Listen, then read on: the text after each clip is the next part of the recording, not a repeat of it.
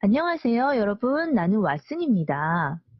여러분, DNA가 무엇인지 아나요? DNA에는 부모를 닮게 하는 유전자가 들어있어요. 나는 프랜시스 크릭과 함께 1953년 이 DNA의 이중 나선 구조를 발견을 했죠. 이 업적으로 1962년엔 노벨 생리의학상도 수상을 했고요. 그 후로는 미국의 하버드 대학교에서 생물학과 교수로 분자 생물학 연구를 하고 있어요. 나는 내가 다 이거를 발견한 건 아니고요.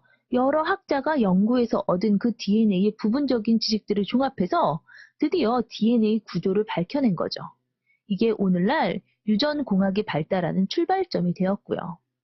그럼 지금부터 DNA 이야기를 한번 시작해 볼까요? 우선 DNA는 무슨 일을 하는지 한번 알아볼게요. 우리가 살기 위해서는 무엇을 해야 되죠? 먹어야 하죠.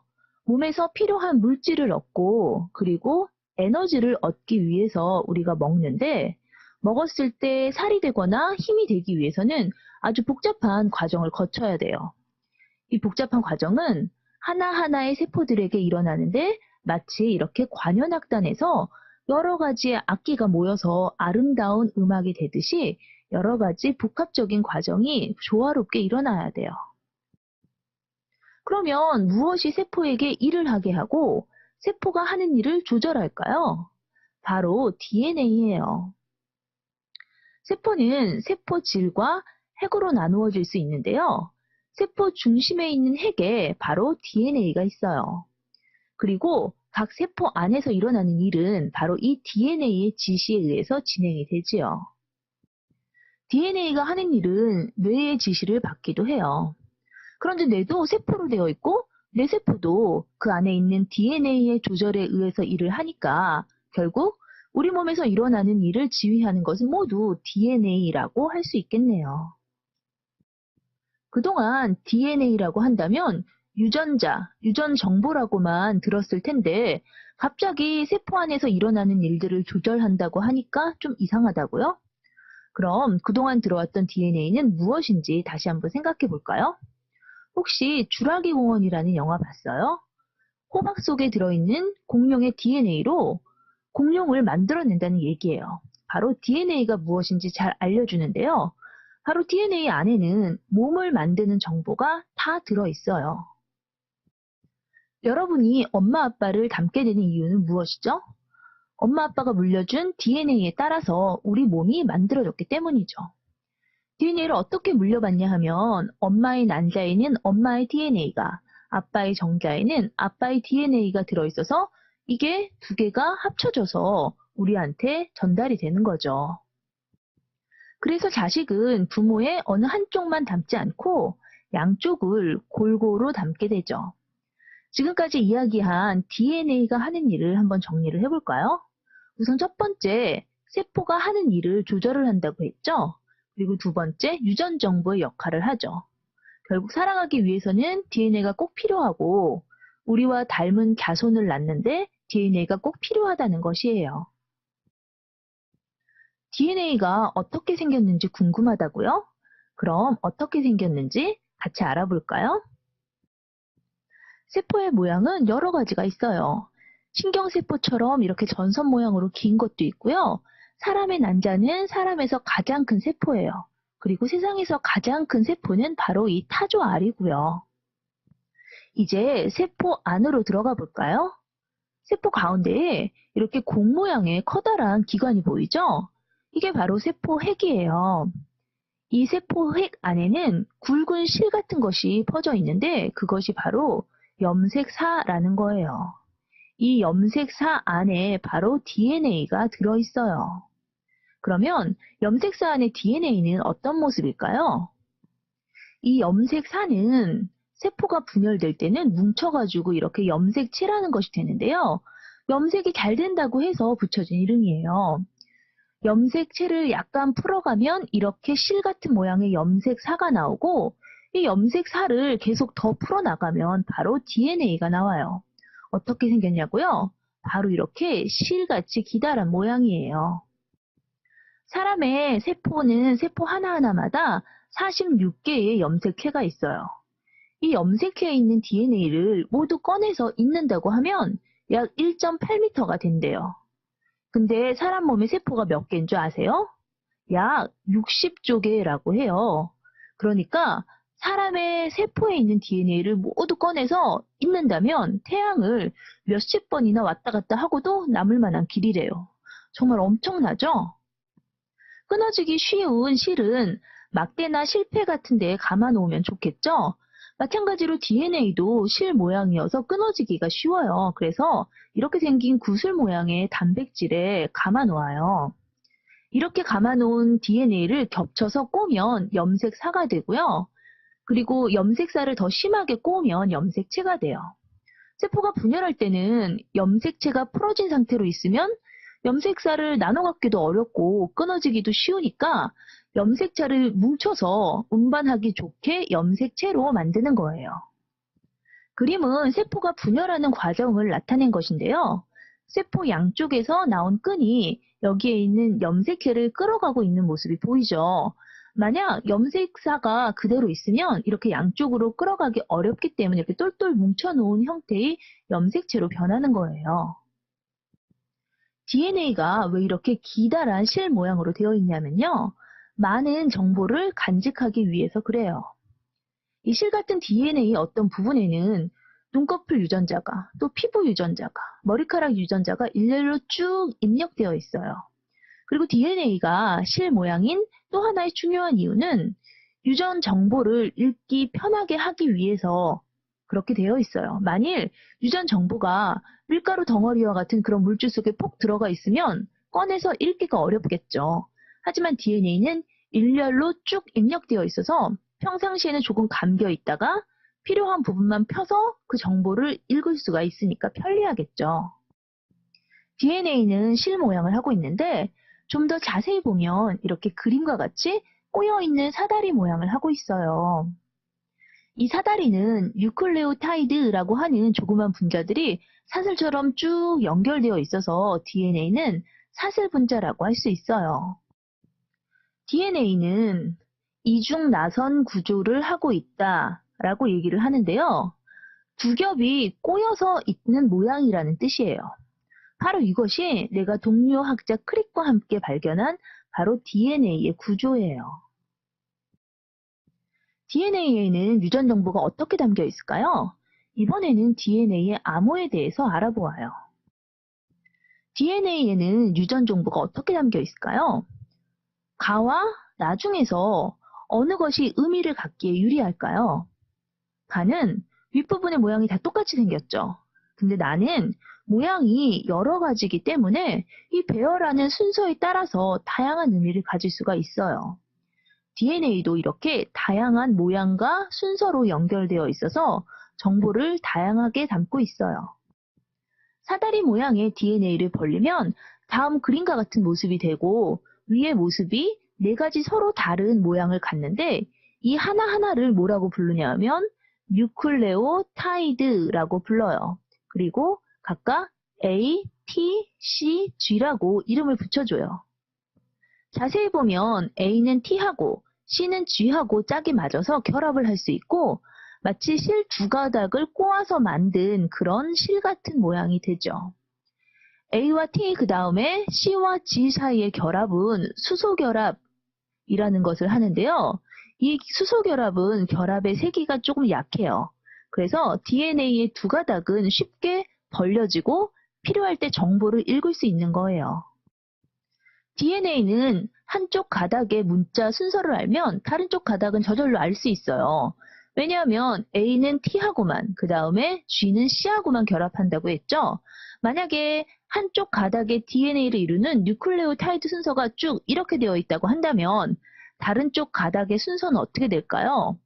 T, A, G, A, T, T, G, A, C가 되겠죠. 정보를 읽을 때에는 사다리 모양의 DNA를 쭉 벌려서 세포가 필요한 한쪽만 읽게 돼요. 만약 위쪽 알파벳만 차례로 읽어보면 T, A, C, T, T 뭐 이런 식으로 되죠. 이게 무슨 암호 같죠? 이것이 바로 유전 정보가 되는 거예요. DNA가 하는 일은 크게 두 가지로 나눌 수 있는데요. 어떤 일을 했었죠? 바로 세포가 하는 일을 조절을 했었고, 그 다음에 유전 정보의 역할을 했었죠. DNA는 어디에 있는지 우리 몸속에서 DNA가 있는 위치를 한번 설명을 해보세요. DNA는 우리 몸속 세포의 핵 안에 자리 잡고 있었죠? 이번엔 DNA가 왜 기다란 실 모양을 하고 있는지 한번 설명을 해볼까요? 우선 많은 정보를 간직할 수가 있었고 또 유전 정보를 읽기 편하게 보관할 수 있기 때문이었죠. 이번 수업에서는 DNA 정보는 필요한 부분만 복사돼서 세포질로 전달이 되는데 이때 필요한 정보가 어떻게 전달이 되는지 거기에 대해서 알아볼까요? 도서관에는 수많은 책이 있지만 우리가 그 책을 다 읽지는 않죠. DNA도 역시 3만 개 정도의 유전자가 담겨져 있대요. 그것이 항상 필요한 것이 아니라 일부만 필요해요. 그래서 필요한 부분만 골라서 세포질로 보내지는 거예요. 우리 몸에 간에 있는 세포와 뇌에 있는 세포는 하는 일이 다르죠. 하지만 간세포와 뇌세포의 핵에는 서로 같은 DNA가 들어있어요. 그러면 어떻게 하는 일이 다르냐고요? 사람은 하나의 수정란이 분열해서 생긴 것이기 때문에 모두 같은 DNA를 가지고 있어요. 근데 간세포에서 복사되는 DNA 부분과 뇌세포에서 복사되는 DNA 부분이 서로 다르기 때문에 서로 다른 일을 하는 거예요. 그리고 세포는 이렇게 분열할 때마다 DNA를 한 번씩 더 복사해가지고 가지고 있는데 생물학에서는 이거를 복사라고 하지 않고 복제한다라고 얘기를 해요. 그렇다면 DNA는 어떻게 복제를 할까요? 복제를 할 때는 사다리 모양의 DNA가 지퍼가 열리듯이 쭉 열려서 벌어진 다음에 각쪽에서 A는 T, 그 다음에 G는 C 이렇게 결합을 해서 새로운 DNA를 만들어요. 똑같은 DNA가 두 개가 생겼죠. 이렇게 세포가 분열해서 두 개가 될 때 각각 하나씩 나눠 갖는 거예요. 이제 핵 안의 DNA가 어떻게 복제되는지 알아볼까요? 복제할 DNA는 지퍼가 열리듯이 쭉 열려서 한쪽을 택해 마치 새로운 DNA가 생기듯이 새로운 가닥이 하나 생겨요. 이 새로운 가닥을 mRNA 혹은 전령 RNA라고 해요. 전사할 부분에 이렇게 전사가 끝나면 새로 생긴 가닥 이 mRNA는 떨어져 나와서 핵 밖으로 나가게 돼요. 그러면 세포 속에 핵 밖에 있는 세포질에서 그 내용을 읽게 되죠. 이 DNA가 세포가 무슨 일을 하는지를 알려주는데 그러면 세포는 무슨 일을 하는지 한번 알아볼까요? 세포질에는 DNA의 전사본을 읽어내는 리보솜이라고 하는 번역기가 있어서 DNA 정보를 읽어요. 그럼 DNA 정보에 따라서 세포는 단백질을 합성을 해요. 즉, DNA 정보는 세포질에게 어떤 단백질을 만들어야 하는지를 알려주죠. 세포 안의 단백질은 화학 반응을 일으키거나 필요한 물질을 운반하거나 그 다음에 몸을 움직이게 하는 것들을 단백질이 담당하죠. 그래서 단백질은 세포의 일꾼이에요. 세포에서 어떤 단백질을 어떻게 만드느냐에 따라서 세포가 하는 일을 결정을 하는데요. 이 DNA가 갖는 정보가 어떤 단백질을 만들라라고 하는 명령이 있으니까 즉 세포가 하는 일을 결정하게 되는 셈이죠. 단백질은 20가지의 아미노산이라는 것이 마치 목걸이의 구슬처럼 쭉 연결되어 있는데 단백질의 종류는 연결된 이 아미노산의 종류에 따라서 결정이 되는 거예요. 1번부터 20번까지 아미노산이 이렇게 그릇에 담겨 있다라고 해요. 만약에 그러면 아무 그릇에서나 아미노산을 하나씩 꺼내가지고 쭉 연결을 하고 이것을 뭉치면 바로 이게 단백질이 되는데요. 이 단백질은 연결된 아미노산의 순서에 따라서 바로 단백질의 종류가 결정이 되는 거죠. 그럼 DNA 정보가 어떻게 단백질의 종류를 결정하냐면요. DNA 암호가 이렇게 쭉 연결되어 있다라고 한다면 암호 물자를 3개씩 3개씩 이렇게 끊어서 읽어볼까요? 그러면 여기서 이 3개의 문자는 바로 20가지의 아미노산 중에서 하나를 지정을 하게 돼요. 그렇다면 A, C, G, T 4개의 문자로 된 이 암호문에서 3개씩 짝을 짓는다면 몇 가지 경우가 생길까요? 첫 번째에 4가지 종류가 올 수 있고, 두 번째에 4가지 종류, 세 번째에 4가지 종류가 있으니까 24가지가 생기겠죠. 이것은 20개의 아미노산을 지정하기에는 완전히 충분한 조합이네요. 이번 수업에서는 DNA는 정자나 난자에 담겨서 자손에게 전달이 되는데 어떻게 전달이 되는지 한번 알아보겠어요. 여러분은 정자와 난자가 결합해서 사람이 태어나는 것은 알고 있죠. 아빠의 DNA를 가진 정자와 엄마의 DNA를 가진 난자가 짝을 이뤄서 수정란을 만들고 분열을 하기 시작하죠. 세포가 분열을 하고 손발이 생기는 것은 물론 DNA 정보에 따라서 일어나고, 더 놀라운 것은 아이가 자라면 점점 부모를 닮아가죠. 무엇 때문이라고요? 바로 DNA 때문이죠. 그런데 정자와 난자에 각각 아빠, 엄마의 DNA가 들어있다면 우리들의 DNA의 그 수는 2배가 돼야 될 것 같은데 부모와 자식의 DNA 양은 같죠. 그것은 정자와 난자가 만들어질 때 좀 특이한 세포 분열을 하기 때문이에요.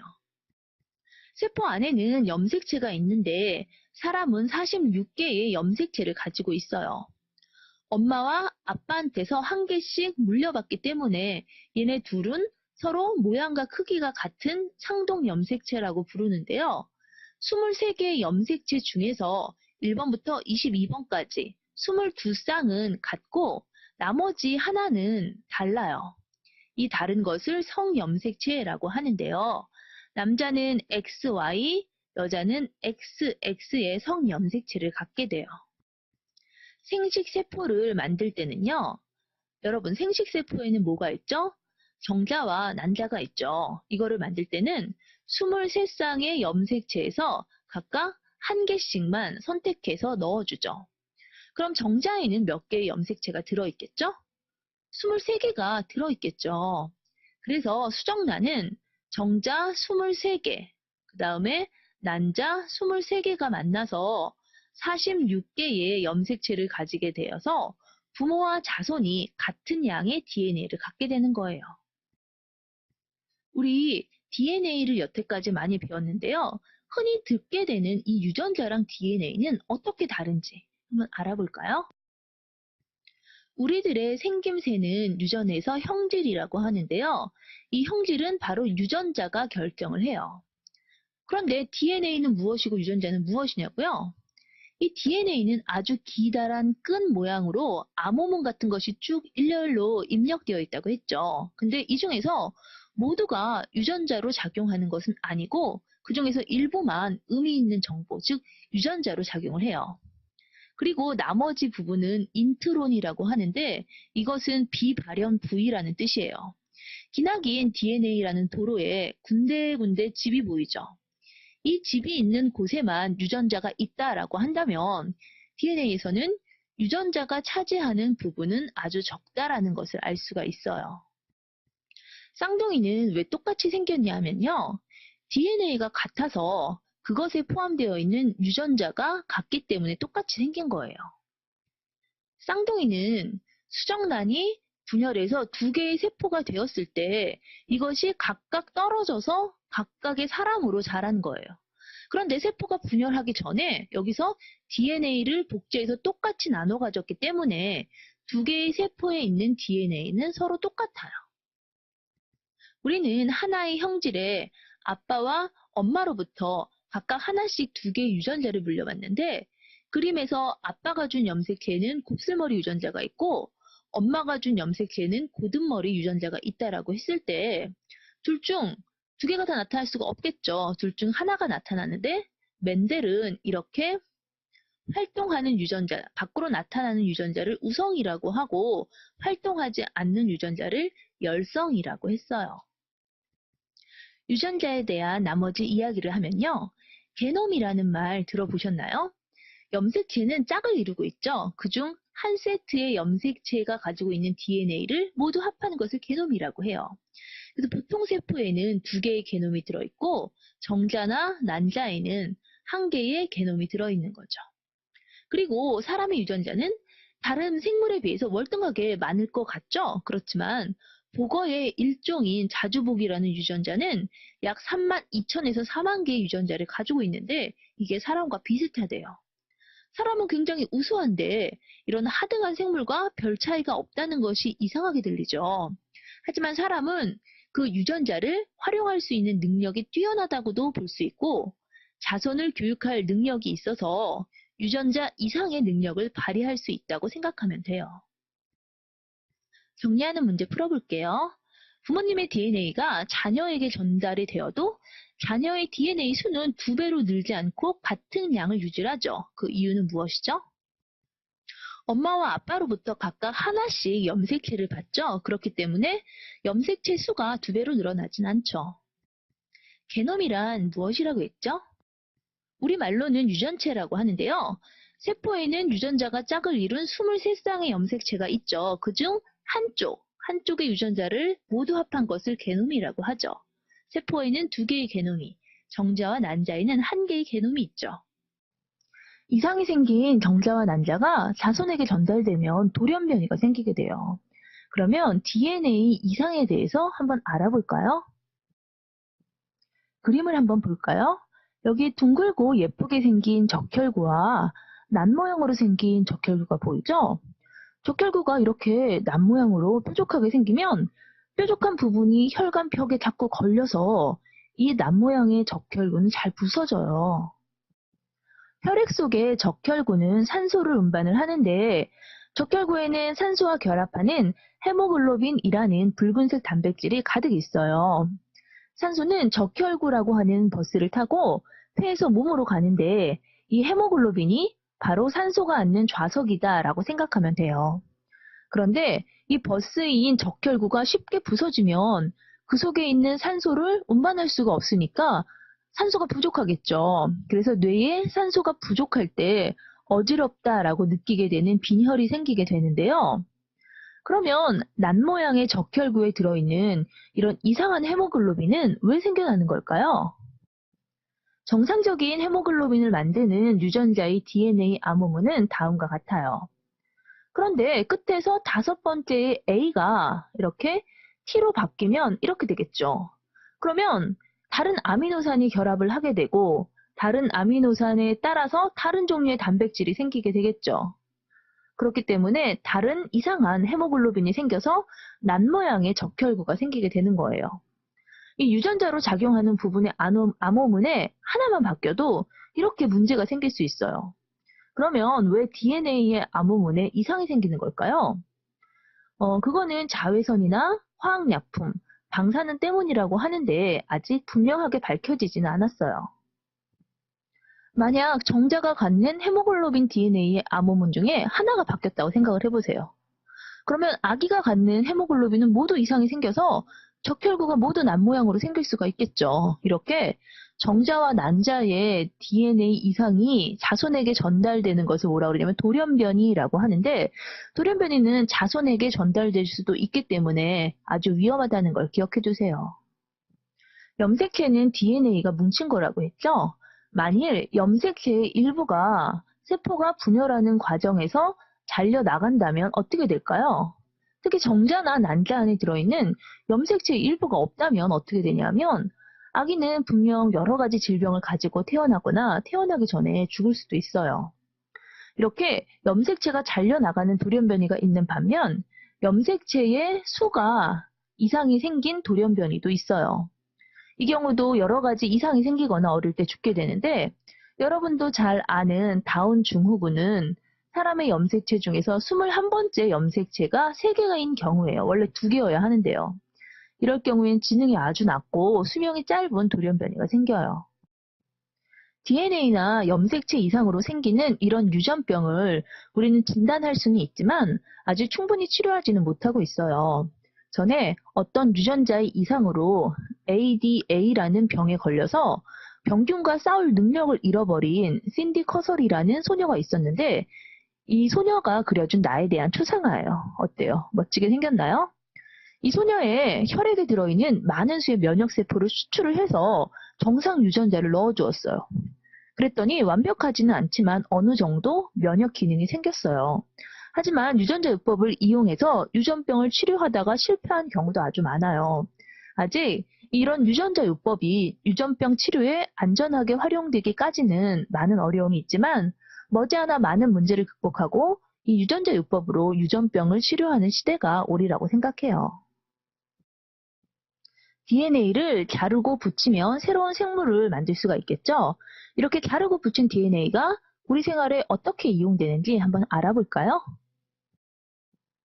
DNA도 종이와 같이 자르고 붙일 수 있다는 것을 아나요?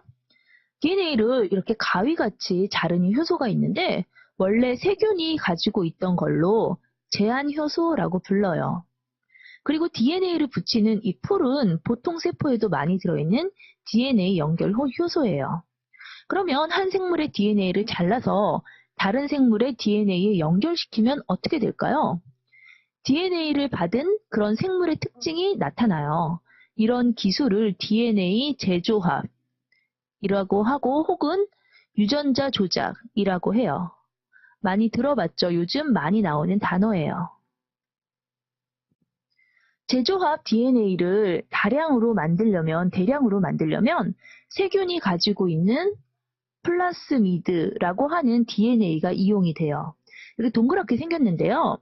먼저 복제하려고 하는 DNA를 잘라서 이 플라스미드에 연결을 해주면 재조합 DNA 분자를 만들 수 있는데요. 이 분자를 세균에 넣어주죠. 세균에 넣어주면 세균이 분열할 때마다 재조합 DNA가 같이 복제가 돼서 원하는 DNA를 다량으로 얻게 되는 거예요.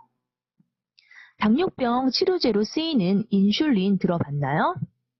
인슐린은 구하기가 어려워서 비쌌어요. 그래서 대장균의 플라스미드에 사람의 인슐린을 만들도록 지시하는 DNA를 연결을 해서 분열을 잘하는 대장균을 이용해서 인슐린을 대량 생산하게 되었어요. 그리고 한번 상처가 나면 피가 잘 멈추지 않는 혈우병이라는 병이 있어요. 피를 굳게 하는 단백질이 만들어지지 않기 때문에 생기는데요. 그래서 양의 수정란에 정상인의 피를 굳게 하는 단백질을 넣으면 양이 자라서 젖을 생산하면 거기에 피를 굳게 하는 단백질이 들어있게 된다고 해요. 이렇게 양이나 혹은 누에 이런 것들을 이용해서 원하는 DNA를 넣어서 유전자 조작을 하면 생물을 마치 공장처럼 이용할 수도 있대요. 그리고 여러분, 슈퍼마우스라고 들어봤나요? 쥐의 수정란에 생장 호르몬을 만드는 유전자를 넣어서 보통 쥐의 2배 크기로 만든 쥐예요. 이렇게 유전자 조작을 하면 식품도 얻을 수 있는데요. 이렇게 유전자 조작을 통해서 얻은 식품을 유전자 조작 식품, GMO라고 불러요. 요즘 많이 들어봤을 텐데요. 유전자 조작 식품이 과연 바람직한가에 대해서 요즘 말이 많아요.